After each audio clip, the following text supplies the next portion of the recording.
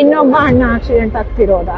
ಅದಾದ್ಮೇಲೆ ನಮ್ ತಾಯಿ ದೀಪಾವಳಿ ಬರುತ್ತಲ್ಲ, ನಮ್ಮನೇಲೆ ಇದ್ದಿದ್ದು. ನನ್ಗೆ ಸ್ವೀಟ್ ಮನೆ ಎಲ್ಲ ಕಟ್ಟಿಸ್ಕೊತಿದ್ದಾರೆ, ಅದ್ರಲ್ಲೇ ಇದ್ದಿದ್ದು. ದೀಪ ಹಚ್ಚೋಕೆ ಸಗಣಿ ಎತ್ಕೊಂಡ್ ಬರಕ್ ಹೋಗಿ ಗಾಡಿಯವನು ಹೊಡ್ಕೊಂಡ್ ಹೋಗ್ಬಿಟ್ಟಿದ್ದ. ನಿಮ್ ತಾಯಿನ ಆಕ್ಸಿಡೆಂಟ್ ಮನೆ ಹತ್ರನೇ.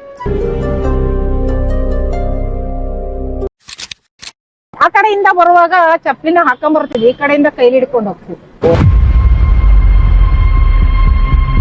ಡೇ ನೈಟ್ ಕೆಲಸ ಮಾಡ್ತಿದ್ವಿ ಅವಾಗ. ಕಲಾವಿದ್ರಿಗೆ ಅಷ್ಟೊಂದು ಬೇಡಿಕೆ ಇತ್ತು. ಅವಾಗ ಎಷ್ಟು ಗೊತ್ತಾ ಸಂಭಾವನೆ? ಎಷ್ಟು? 25 ರೂಪಾಯಿ. ಈಗ ಬೆಳಗ್ಗೆ ಹೋದ್ರೆ ನಾವು ಶೂಟ್ಗೆ, ಸಂಜೆ ಗಂಟ್ಲು ಅಲ್ಲೇ ಇರ್ತಿದ್ವಿ. ತಿರ್ಗಾ ನೈಟ್ ಶೂಟ್ ಇದ್ರೆ ಅಲ್ಲೇ ಊಟನು ಹಾಕ್ತಿತ್ತು. ಬರ್ತಿದ್ದು 2 ಅವರ್ 3 ಅವರ್ ಮಲಗೋಕೆ ಇಲ್ಲ, ಸ್ನಾನ ಮಾಡಕ್ ಅಷ್ಟೇ ಬರ್ತಿದ್ದು.